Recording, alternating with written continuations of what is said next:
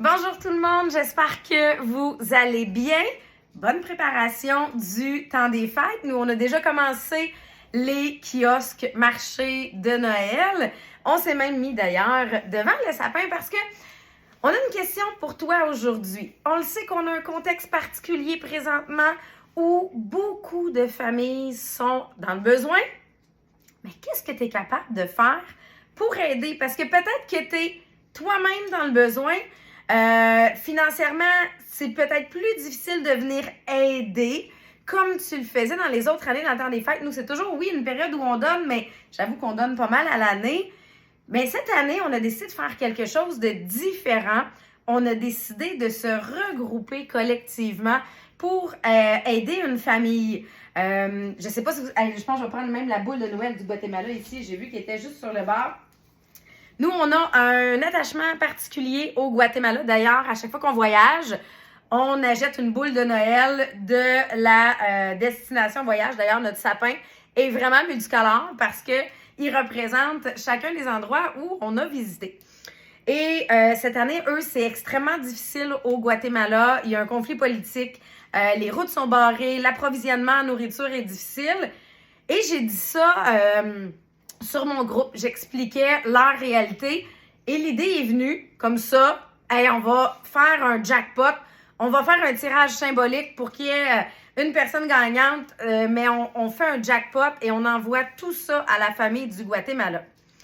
Ce que ça a fait, c'est qu'on a envoyé beaucoup plus que ce que nous, on aurait été en mesure de leur offrir. Le fait que collectivement, tout le monde qui a donné un 5 10 collectivement, on a envoyé un beaucoup plus gros montant à la famille du Guatemala pour leur permettre d'avoir un Noël et un jour de l'an. Ouais. Mais là, toi, la famille du Guatemala t'a rappelé. Je veux juste vous montrer l'impact, à quel point ça fait du bien donner. Nous, on était une trentaine de personnes peut-être à avoir contribué. Et parmi ces 30 personnes-là, il y a des gens ils roulent pas sur l'or, mais ils pouvaient pas aider à cette mesure-là. Mais là, en participant, un 5 je suis capable d'offrir ça. Savez-vous quoi? Le sentiment était aussi grand Oui. que s'il avait donné un énorme montant parce que on le voit l'impact que ça a sur cette famille-là. Et là, pour eux, l'argent qu'ils ont reçu, c'est tellement d'argent. C'est l'équivalent peut-être d'une journée de travail pour une personne ici. Là-bas, c'est, là, présentement, dans le temps actuel, c'est 2 mois de salaire. Fait que c'est immense, immense. Mais ils n'ont rien. On va juste vous dire, ils n'ont rien. Ils mangent du riz puis des fèves parce qu'ils ne sont même pas capables de s'acheter de légumes. Bien, c'est tellement gros pour eux qu'ils ne peuvent pas concevoir prendre tout cet argent-là pour eux. Et ils m'ont contacté pour me demander, est-ce qu'on peut juste prendre une partie de ce que vous avez envoyé et redonner à la communauté? Aider des familles. On le sait qu'il y a telle famille, qu'eux autres aussi, ils n'auront pas de Noël. C'est difficile pour eux. Puis ils ont 5 enfants. Puis, fait qu'ils ont décidé de prendre ce qu'ils ont reçu, mais ils n'ont rien. Imagine, là, tu passes au feu, tu n'as rien. Pour vous donner une idée, ils habitent dans une pièce de 10 par 10 qui est à la fois la chambre des enfants, chambre des parents, salon. C'est une pièce par famille et il n'y a pas de cuisine. La cuisine, elle est dehors, extérieure, sur feu de bois. Ça, c'est ce qu'ils ont présentement. Ils n'ont pas de frigo. Le seul frigo qu'ils ont, c'est celui du dépanneur qu'on a avec eux. Mais on part de beaucoup plus loin que nous quand on dit j'ai rien. Tu sais, c'est j'ai rien dans le frigo. Eux, c'est j'ai pas de frigo. Et malgré tout, leur premier. Eux, c'est t'as un frigo. Oui, quand on a ouvert le dépanneur avec eux, on a acheté un frigo, puis il n'y avait jamais eu de frigo. Ils sont d'ailleurs le seul frigo du quartier. Juste pour que vous compreniez un peu d'où ça part, à quel point ça peut faire une différence. Mais moi, ce que j'ai vu là-dedans, c'est le geste d'entraide. Autant les gens ici qui ont pu contribuer avec un 5 un 2 que ça leur a fait du bien de dire collectivement, on peut aider quelqu'un d'autre. Autant eux qui ont reçu au Guatemala qui redonnent à leur tour. Tu as peut-être une famille autour de toi qui aurait besoin. Peut-être que toi, tu n'es pas en mesure présentement de répondre 100% aux besoins. Bien, si vous vous mettez plusieurs ensemble, puis que vous choisissez une famille que vous aidez, une banque alimentaire de la région que vous aidez. Juste, là, on a fait du ménage dernièrement, là, dans les habits de neige, dans les bottes pour enfants. Avez-vous une famille que l'habit de neige usagé, là, il prendrait, là, parce qu'il n'y en a juste pas d'habits de neige? Fait que des fois, c'est tout simplement de voir un peu différemment. Mais d'ailleurs, j'ai vu un reportage sur les professeurs qui disaient que cette année, les enfants demandent au Père Noël des bottes puis un habit de neige. Ouais, c'est ça. Fait que des fois, on peut offrir quelque chose qui est demandé au Père Noël. L'enfant ne fera pas de distinction là, si les bottes sont neuves ou non. Il va juste être heureux d'avoir des bottes du Père Noël.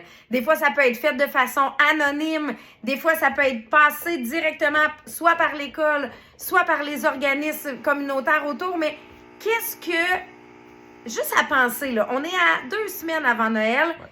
Qu'est-ce que je peux faire pour offrir une petite étincelle de plus avant Noël? Nous, on n'a pas changé la situation politique du Guatemala. On n'a pas la possibilité d'aller au Guatemala. C'est trop dangereux présentement. Bien, toutes ces choses-là que ce qui s'est passé collectivement avec ma clientèle a amené du bonheur autant ici, autant pour la famille là-bas, même si on ne change pas la situation. Parce que des fois, on disait, ouais, mais après ça, tu sais, j'aurais pas changé grand-chose sur le long terme. Non, mais... Non. Offrir un Noël peut faire une énorme différence. Offrir... Tu sais, un cadeau sur le balcon de façon anonyme. Si tu veux pas dire, je veux pas annoncer, mais d'aller porter un... Hey, j'aime ça, moi, cette idée-là. Là, je viens d'avoir comme, des cadeaux anonymes sur des balcons qu'on va porter durant la nuit de Noël. Tu sais, tout simplement de dire, qu'est-ce que je peux faire que moi va me rendre heureux? Parce qu'on le sait, redonner, se sentir utile a toujours un impact. Moi, pendant plusieurs années, j'ai fait Opération Nez Rouge dans le temps des fêtes. Donc, mes soirées qui n'étaient pas occupées du temps des fêtes, je les redonnais aussi à des gens. Aller dans des soupes populaires, offrir du temps.